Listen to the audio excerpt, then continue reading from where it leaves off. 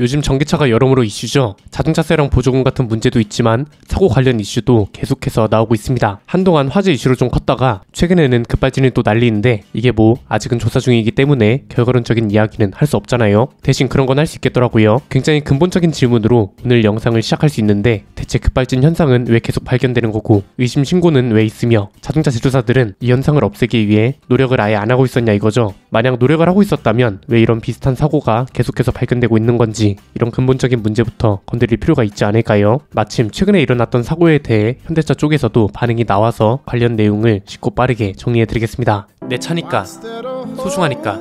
그런데 이 많은 걸 대체 어디서? 세차용품 넘버원 N09.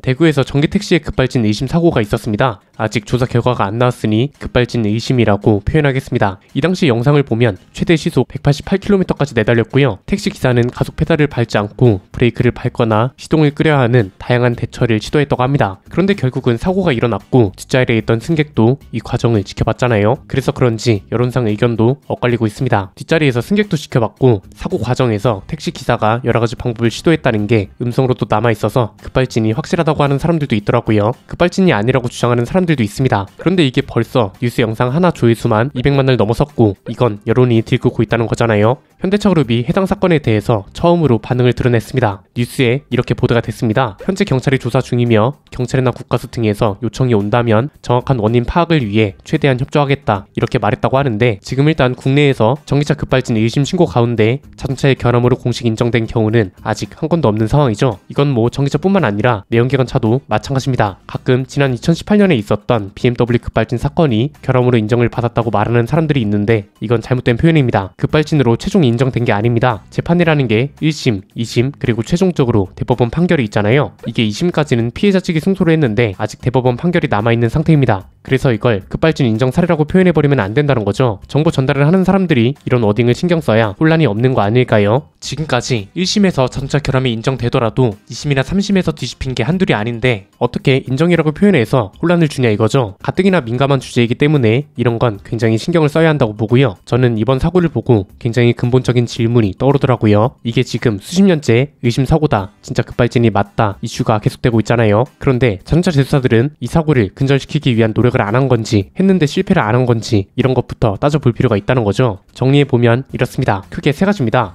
첫 번째는 우선 이것부터 정해야 할 것 같습니다. 급발진 의심 사고의 예방이 먼저냐 아니면 아예 이 사고를 근절하는 게 먼저냐인데 저는 전자라고 봅니다. 예방하는 게 먼저라고 보는 건데 이렇게 생각하는 이유는 간단합니다. 이게 크게 이슈가 안 돼서 그렇지 사실 자동차 제조사들은 급발진 현상을 잡기 위해 굉장히 많은 노력을 했습니다. 심지어 미국에서는 관련 장치가 의무화되기도 했고요. 그럼에도 비슷한 현상이 수십 년째 이어지고 있다. 이건 사실상 급발진 현상 원인 자체를 못 찾았다고 보는 게 맞는 거죠. 즉 원인을 모르기 때문에 현상을 근절하는 게 불가능했던 거고 그렇다면 적어도 급발진 현상이 일어났을 때 대처할 수 있도록 제조사에서 예방책이라도 만들어줘야 한다는 겁니다. 이게 한 2009년부터 2010년 초반까지 이슈가 됐던 건데요. 이때가 미국에서 토요타 리콜 사태가 있었을 당시였고 급발진 이슈가 한창이었습니다. 이것 때문에 급발진 방지 장치라는 것도 엄청나게 떴었습니다. 제조사마다 브레이크 오버라이드, 스마트 페달, 페달 림프 홈펑션 부르는 명칭도 다양했습니다. 이 당시 2010년 연말까지 현대차도 모든 차에 오버라이드 기능을 장착하기로 했었고 다른 제조사들도 마찬가지였습니다. 심지어 토요타는 아예 급발진 현상 자체를 근절하겠다고 조작 실수 방지 장치도 개발했었거든요. 그런데 결국 결과론적으로 어떤가요? 이게 지금 13년 전 일인데 여전히 의심 사고와 신고가 계속되고 있다는 거잖아요. 이건 결국 원인을 제대로 찾지 못하고 해결책도 적절하지 못했다고 보는 거죠. 그래서 원인을 찾아서 해결하지 못했다면 사고 예방이라도 할 수 있게 해줘야 한다는 겁니다. 두 번째는 그래서 비상제동 버튼이 결국 답이었다는 겁니다. 제가 이거 관련 영상을 딱 작년 이맘때쯤에 올렸거든요. 초반에는 조회수가 다른 영상들에 비해 저조했었는데 시간이 지나면서 급발진 현상에 대해 사람들이 관심을 가지고 공감도 많이 하면서 조회수가 많이 올랐습니다. 간단하게 요약하면 이런 거였습니다. 급발진이라는 게 이 당시에도 인정된 사례가 없었습니다. 이건 단순히 급발진이 없다, 회사랑 정부가 짜고 친다고 할 게 아니라 반대로도 생각해볼 필요도 있다는 겁니다. 이것도 간단합니다. 제조사나 수사기관, 심지어 과학수사기관에서도 급발진의 원인을 제대로 파악하지 못하고 있다는 거죠. 다른 글로벌 제조사도 마찬가지고요. 그렇지 않나요?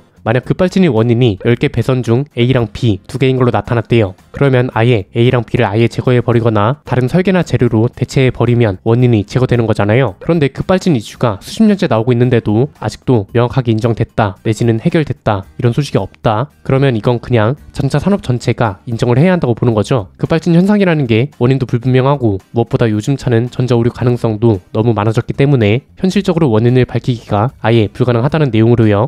이 소리는 또 뭐냐면 현실적으로 원인을 규명하기가 불분명하기 때문에 급발진 현상이 아예 없도록 만드는 것도 불가능하다는 거죠. 그러면 남은 방법은 뭔가요? 급발진 현상이 나타났을 때 이 현상을 중단시킬 수 있도록 만드는 게 제조사의 또 다른 의무라고 보거든요. 하물며 컴퓨터도 전원을 몇 초간 누르면 강제 종료된다거나 재부팅 된다는 매뉴얼이 있고 공장 기계도 이머전시 스위치라는 게 있습니다. 이뿐만이 아닙니다. 자동차도 위장막 테스트카 단계에 있는 차들은 비상 버튼이 존재합니다. 이 소리는 이미 자동차에도 비상 버튼을 넣을 수 있다는 소리거든요. 그리고 동력을 모두 차단하면서 조향 장치는 잠기지 않도록 하는 게 그리 어려운 일도 아닐 거고요. 자동차 제조사들이 이런 노력을 안 한 게 아닙니다. 앞에서 말씀드렸던 것처럼 방비 장치라는 것도 도입하긴 했다고 했잖아요. 그런데 결국 그 이후에도 의심 사고가 발생하고 있다면 남은 건 비상 제동 버튼밖에 없다는 거죠. 테슬라 같은 회사들도 보면 비상 상황에서 브레이크가 제대로 작동하지 않을 경우 어떻게 대처하라는 게 아예 매뉴얼에 나와 있습니다. 그대로 읽어드리겠습니다. 비상 상황에서 브레이크가 제대로 작동하지 않는 경우 센터 콘솔 또는 터치 스크린에 주차 P 버튼을 길게 누르면 모델 S가 정지합니다. 꼭 필요한 경우가 아니면 이 방법을 사용하여 차량을 정지시키지 마십시오. 비슷하게 가면 된다는 겁니다. 저는 지난번 영상 댓글 중 일부를 반박하고 싶은 게 비상 버튼을 넣으면 제조사가 급발진을 인정하는 꼴이 되는 거라고 합니다. 누가 이걸 인정하면서 손해를 보겠냐 이건데 저도 이런 생각을 안 한 게 아닙니다. 그런데 그렇게 따지면 비행기나 배에 있는 구명조끼는 언제든 침몰하고 추락할 수 있다는 걸 인정하는 거고 컴퓨터는 언제든 마식한다는 걸 제조사가 인정하는 건가요? 그게 아니잖아요. 사고가 난다면 내지는 예기치 못한 상황에 이 방법을 최후의 수단으로 쓰라는 일종의 예방책으로 이해해야 하는 게 아닐까요? 굳이 비교하자면 컴퓨터는 우리가 나도 목숨을 잃는 건 아닌데 이런 건 예방책이나 매뉴얼에 있어도 관대하고 정작 목숨이 걸린 건 비상 버튼을 넣으면 제조사가 인정하는 꼴이다. 저는 이 주장도 이제는 모순이라고 보는 겁니다. 이 비상 버튼 하나가 굉장히 많은 오류를 차단할 수 있습니다. 기계장치의 오류뿐 아니라 주장의 오류도 막을 수 있다는 게 굉장히 큽니다. 가장 확실한 건 급발진이라는 것을 악용하지 못하게 하는 게 중요하다고 보는데 저는 이 민감한 문제를 악용하는 사람들도 정말 문제라고 보거든요. 누가 봐도 운전자 과실은 사고인데 내리자마자 급발진을 주장하는 사람들도 분명 있잖아요. 이 사람들 차단 가능하죠? 비상 버튼이 있는데 왜 안 눌렀냐 할 수 있고요. 그리고 만약 비상 버튼을 눌렀고 이 기록이 남아있다. 그러면 이건 제조사 탓인 거죠. 주장의 오류도 방지할 수 있고 책임 소재도 명확해질 수 있다는 겁니다. 제조사가 책임을 지려고 하겠냐고요? 오히려 앞으로는 이런 책임을 아예 그냥 확실하게 지는 회사가 더 오래 갈 거라고 보는데요. 이걸 역으로 마케팅에 활용할 수도 있고 성공 사례로 남겨버리는 회사가 진짜 역량이 좋은 회사라고 할 수 있지 않을까요? 저는 개인적으로 페달 블랙박스는 선호하지 않습니다. 일단 페달 블랙박스는 단기적 해결책이라고 봐야 하는데요. 이유는 간단합니다. 대중화가 어려우니까요. 일반 블랙박스와의 차이가 명확합니다. 일반 블랙박스가 기하급수적인 대중화가 가능했던 이유는 간단한 시장 논리에 있습니다. 대중들이 필요로 했거든요. 1년에 전국에서 일어나는 교통사고 건수만 20만 건에 달합니다. 한 건에 한 명씩만 당한 거라 쳐도 1년에 20만 명 넘는 국민들이 교통사고를 겪은 거죠. 그래서 대중화가 가능했던 겁니다. 왜냐면 1년에만 20만 명이 넘는 사람들이 블랙박스의 필요성을 느낀다는 소리이기도 하니까요. 그런데 급발진 의심 신고 건수 말 그대로 의심이니까 이 중에는 실제로 급발진이 아닌 것도 있겠죠. 이건 13년 동안 766건이었습니다. 1년에 정말 많아야 140건, 적으면 15건 뿐이었습니다. 즉 제품의 보급이라는 건 절대 다수의 사람들이 필요성을 느끼고 구입까지 해야 대중화로 이어지는 건데 우리가 뉴스로 급발진 사고를 접할 때는 아이고 저거 어떡하냐 이러잖아요. 그런데 정작 실제로 사고를 겪는 사람들이 너무 극소수라 애초에 대중화가 굉장히 어렵다고요. 그리고 또 하나 영상으로는 증거가 될 수 있죠. 그런데 반대로 괜히 이걸 페달 근처에 달았다고 오히려 역으로 급발진의 원인이라고 해버리면 이때는 뭐라고 해야 할까요? 이렇게 되면 또 블랙박스 회사랑도 소송 전을 해야 하는 건가요? 그래서 이게 당장 필요하다면 모르겠지만 이거보다 더 장기적이고 확실한 방법은 제조사가 비상 버튼을 넣는 거고 이걸 넣는다고 해서 급발진을 인정해버리는 거라고 할 거면 비행기에 있는 구명조끼랑 산소호흡기도 죄다 사라져야 한다는 겁니다. 원인을 모르면 예방책이라도 요구해야죠.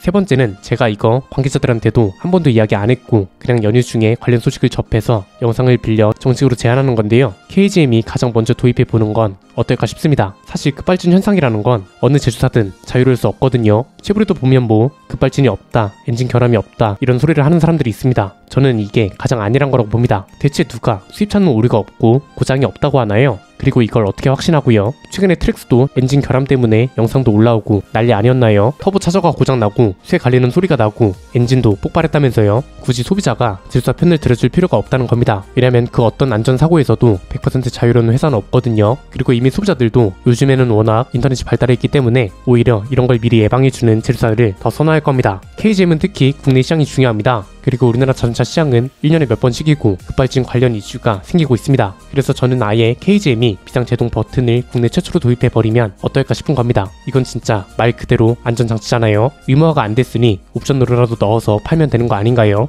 이걸 분명 싫어하는 사람들도 있을 테니 아예 옵션으로 넣어버리면 되지 않을까요? 선택하고 싶은 사람은 선택하고 싫은 사람은 빼버리고 이렇게 되면 고객 선택의 폭도 넓히면서 더 안심하고 KGM 차를 탈 수 있지 않을까요? 단순히 판매량이나 고객 마케팅 측면에도 저는 이거 사회적으로도 굉장히 긍정적인 이슈가 될 거라고 보는데요. 이게 뭐 지금 당장 어렵다면 회사 내부적으로 한번 회의라도 해주셨으면 합니다. 이건 진짜 고객들 안전과 관련된 거고 자동차 기업으로서 사회에 긍정적인 기여를 할 수 있는 방향이라 생각하기 때문에 그리고 최근에 그간의